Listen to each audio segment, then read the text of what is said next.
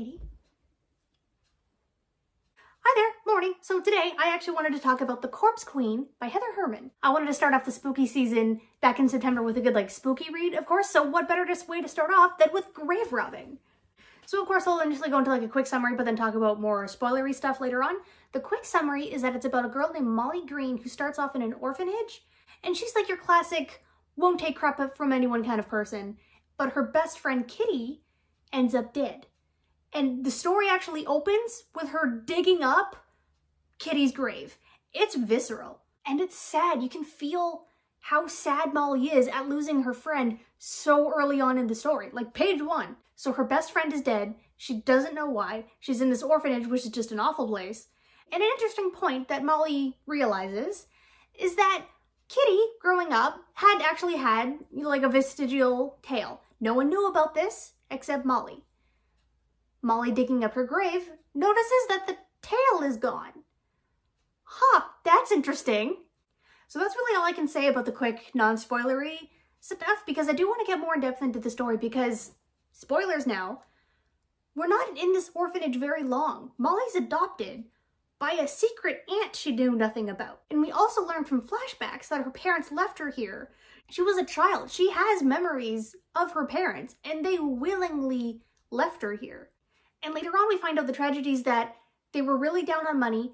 Dad was always kind of experimenting with different get-rich-quick ideas that never really panned out. And then both her parents got sick. So they left her here to at least live, and then they left. I'll admit though, I'd be pissed at my parents. Even if at an older age, sure, I might understand. But as a kid, being left in that situation, being raised in that kind of a place, I'd be mad. And yeah, Molly isn't really angry at her parents exactly, but she is angry at the world for basically forcing her into the box of female. I'm sorry for the air quotes to make it a joke, but no, it actually is a thing. This is Victorian era, but Pennsylvania. And yeah, she's adopted by this aunt, and her aunt wants her to live high life as a high society woman. High class, they have all the money. Molly can all of a sudden have everything she wants. The kicker though, is that her aunt runs this business with a church in the backyard, that has, medical school lessons going in it with corpses. So it is then part of Molly's job to collect said corpses. And at this point, we really get into the swing of the story. We don't learn too much about the aunt's past, but that does come up later. But we really get into the swing of the story when we meet Thomas. Someone who just doesn't have an eye. I don't think he wears an eye patch even. At least it wasn't really described when we first met him. If it was there, I might have missed it, but I'm also okay with missing it because I just imagine this guy with a hole in his face, just exposed eye socket. He owns it. He also, for some reason, has this fashion statement of wearing one shoelace, obviously he has both boots on, but one boot has red ribbon as the laces. Anyway, so Thomas has these red laces on one boot. We don't really know why. So we also meet Ginny, who is a friend of Tom's. So Molly and Ginny become fast friends. Thomas and Ginny sort of invite Molly to Ginny's stomping grounds, this red light district. Because yeah, Ginny is a woman of the night who's actually happy with her life. She has her own whole found family. I'd love to read a book about Ginny actually. She was great. And Ginny is covered in tattoos. And some other titular characters are Molly's aunt, Ava, and the doctor that she works with, a Mr. Laval. Or I suppose Dr. Laval, technically. He's the kind of doctor who would correct you every single time you accidentally say Mr. So that's her cast, basically. And the main plot is for Molly. She wants to find out what happened to Kitty. Who killed Kitty? Why is her tail gone? While also establishing her own life. So, find out who killed Kitty. Find out what happened to her. And we start to get clues, start following the plot threads to this person called the Knife Man. He's the new Jack the Ripper. So as the story unfolds, I won't go through beat by beat, I'm not just regurgitating the story, but as the story sort of unfolds, one, Thomas's red laces, those don't really come up again, but they are directed to other men who also have laces, red laces, on one boot, who were also in Ginny's nightclub. And for a second, I thought that meant it was a subtle indicator for 1800s that Thomas was gay. But he also has this very strong romantic connection with Molly, and that plays through the entire thing. I love their little connection. It's so cute. So maybe he's bi. That's totally fine, but it's not really explicitly mentioned. And later on, We also find out what happened to Thomas's sister. Not from his sister directly, obviously, but his little sister, who was 8 years old, ended up passing away due to some very hard factory work. She was like, her hair got stuck in machinery and it killed her. No one at work seemed to care. She was 8 years old. He was pissed. He goes to her place of work, like finds her boss, but then her boss like sicks some goons on him, and then they take his eye for reasons. So I also think the red laces are meant to be a sign of like mourning. But also, I might have missed an indicator because that also wasn't explicitly connected to the red laces either. Maybe I'm just hung up on the red laces for no reason. But that felt like a plot thread. So anyway, as the story unfolds, Molly is collecting corpses with Thomas. The two of them are always working together to like get the bodies in various ways, usually pretending to be family members of the deceased person, because this kind of a job is like illegal. They can't actually like buy corpses. And while on the jobs, we hear about this knife man, and Molly is convinced that he might be the one who killed Kitty. We also find out pretty early on that Kitty was seeing a boy named Edgar, who happened to be a medical student, who also happens to be training under Dr. Laval. So Molly's putting pieces together. She thinks Edgar is the knife man. Yeah, he's not. She figures out pretty quick that no, this kid, he's not the knife man. He's too inexperienced, he's too nervous, his hand always shakes when he like holds a scalpel over the corpses. But he's always poking at Molly too when she actually wants to learn to be a doctor just like them. But this is a man's world. So of course they're gonna poke at her. But while she's learning all of this medical experience too, she's interacting more with Dr. Laval, seeing how eccentric he is and how professional he is when it comes to all of his cases and the lessons and the corpses that they study, and also how uncaring he is to the actual like person on the table that they're studying. He just sees them as means to an end. He just sees them as fun little experiments. But Molly does actually see every corpse as the person that they were. So as more of the story unfolds, as they collect a few more corpses, which actually we get a nice little montage of Molly and Thomas just kind of like working together for a while. We meet this other character, this other person called the Tooth Fairy, who is very tall and very scary. He's your classic like crypt keeper, grave robber person, and he keeps a necklace of teeth, and it's like his calling card. If you hear like a weird clacking sound, in the book, yeah, that's him. And at one point in the story, Molly and Thomas are stealing a body from the graveyard that the Tooth Fairy keeps, because he's also actually a graveyard keeper. But there's a business deal between him and her aunt Ava where like the two don't work on each other's territory. Stuff happens, stuff unfolds. Thomas and Molly decide, you know what, we're gonna stick it to him and like take one of his corpses. So they do, some classic grave robbing. And then the Tooth Fairy is like chasing them through this graveyard with a shotgun, kind of lumbering around. And that's important because Molly notices the connection that he's more brute force. He came at them with a shotgun and he kept tripping. He's not that athletic. But as the plot keeps going too, the knife man is caught. It was the Tooth Fairy.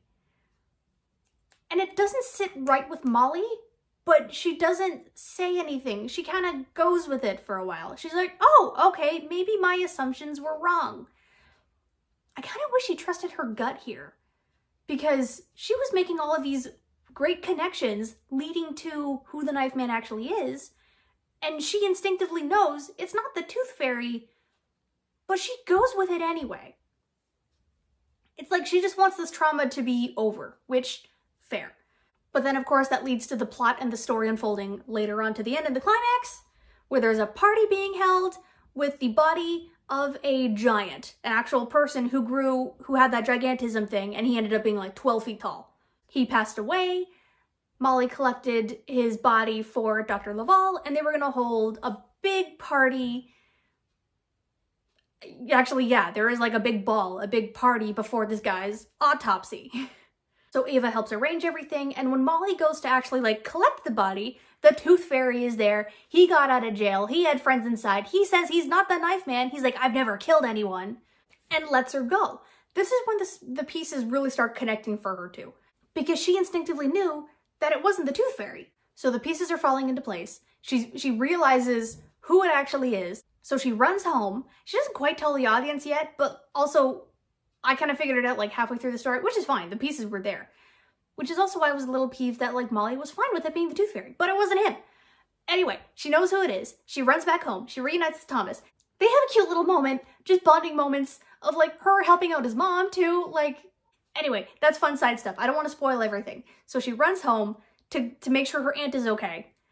Turns out, no, her aunt's in on it. Her aunt knows the Knife Man, and the Knife Man is Dr. Laval. Shocker. I say that a little nonchalantly right now, but honestly, that was fun. I kind of saw it coming. I didn't know Ava was involved, but I liked that twist, that Ava was in on it, which also kind of makes sense for her business, because the also fun twist is that, like, both of them were the Knife Man. She was really the one going out mutilating bodies to, like, deter people away from her and Dr. Laval's business. That was fun. But there's another reveal with her aunt, Ava. I don't know if I've said her name yet. Her name is Ava. That doesn't quite fit. It didn't quite fit for me because this whole time we're also seeing memories with Molly and her parents, how much she loved her mom and dad. But then Ava pulls the card of like, no, Molly, I was your mother all along. I got pregnant very young and my sister raised you. Like, oh, okay. That wasn't really foreshadowed much other than a quick line, I think at that moment, of like Molly feeling this strange connection with Ava. But also like that strange connection will also kind of happen anyway if you're in an orphanage and all of a sudden this aunt raises you. Yeah, you're going to be curious about her. There's going to be a connection there. But I don't think you could really tell that there was like a maternal connection. There wasn't anything maternal about Ava anyway. So yeah, the whole thing from Ava of like, no, Molly, I was your mother all along, felt a little dramatic for the sake of shock value. Because it didn't really change, at least at that time, Molly's perception of herself. But I will give it this. It did open up an avenue for a potential sequel. So if there is ever a sequel, I'll read it. So the climax happens. We find out that the Knife Man is this persona put on by Ava and Dr. Laval at the same time, Ava doing most of the killings. And then we find out through some dramatics, also kind of before the climax, that the giant's body that Molly had to go get was burned. She lost it. The Tooth Fairy burned it to ruin Ava's business. So now Molly needs to scramble and find another body, also because Ava tells her to, no matter what, but Molly can't do it. She can't find another body that was as cool as the giant. She even goes so far as to consider killing an old woman who has a beard. She considered killing this person with some serum, but she doesn't do it. So Molly keeps her integrity in character there. She won't stoop as far as Ava has. And that was important. That was a good, well-rounded moment. And there's also some very good dramatics where Ginny is missing. Ginny's gone all of a sudden. Molly can't find her, and they know that she went off to some high-end party. Turns out, it's the same ball that Ava was setting up with the whole giant and everything. But, yeah, once they realize that they don't have the giant and Molly couldn't get a body, they find this young woman covered in tattoos. So Dr. Laval and Ava decide to use Ginny as their main showcase for this party autopsy. Also problem, Molly finds Ginny on the autopsy table, not dead, unconscious, not dead. Dr. Laval didn't seem to care. So they get Ginny out of there. This other character, Ursula, she pulls a power move of like, get Ginny out of here, get her to safety, and to buy you guys some time, I'll lay on the table. Holy crap, I would have been scared to do that, but go Ursula. So that's when the whole climax happens. Ginny's okay. There's a confrontation of Molly, Dr. Laval, and Ava. Ava ends up dead. Molly ends up killing Dr. Laval. And then finally, everything comes to a close. And yeah, I really enjoyed this story. I guess there's like two moments I wasn't like a fan of that I thought could have gone a little differently, where Molly kind of knew the Tooth Fairy wasn't the Knife Man, but she went with it anyway. You could brush that aside of like, well, she wanted the trauma to be over. Okay, but then the whole reveal of like, no, Ava was her mom the whole time. I feel like that wasn't as dramatic as it could have been. maybe that could have been revealed earlier on. Ava could even confess that, like, the moment she adopts Molly, yeah, I'm actually your mom. The person who was raising you is my sister. Here's the evidence for it. Here's your birth certificate. Because then throughout the book as well, there's also Molly grappling with who she is, who her parents are. What does that kind of say about her? Does that really say anything about her? Especially with this business that she's willingly getting into, that she kind of enjoys. Not in a sadistic sense of, I love collecting dead bodies, but she likes a job. It's like something to do, and she likes kind of making sure that the bodies, that the people are taken care of. Also, she gets to spend some time with Thomas, so that was always a bonus. So yeah, those are a couple of elements that I think could have been played with a little bit more. But overall, the whole overarching thing, loved it. We also find out what happened to Kitty. So that's all wrapped up. And given, I will say, trigger warnings in regards to just like general graphic content, but more in the lines of like body horror, you know, corpses, corpse queen, dead bodies everywhere. They get mutilated. But there was also a graphic moment that took me off guard of a live birth, which is an important scene for Molly's character and is an important scene for also setting up things with Dr. Laval too, because the mom does not end up okay. But that scene was very detailed. Molly is getting in there, helping with this birth. It is quite graphic, and honestly, well written for the moment. Molly is great in the whole thing. She keeps a level head. I just wasn't expecting a live birth in regards to corpses. But also that juxtaposition really worked. So yeah, I really enjoyed it. This was a great start for my spooky season. I also realized that this book was published just in 2021. So if there's a sequel on the way, I don't know, but I hope there is. And I'll be keeping an eye out for that. But in the meantime, I'm going to sign off. I've got a few other things I need to take care of today. And also, I'm almost done. I'm not in the middle. I got like 100 pages left of The Book That Wouldn't Burn by Mark Lawrence. I am loving that one too. So I'm hoping to finish that in a couple of days. Anyway, yeah, I'm actually going to sign off then. Bye!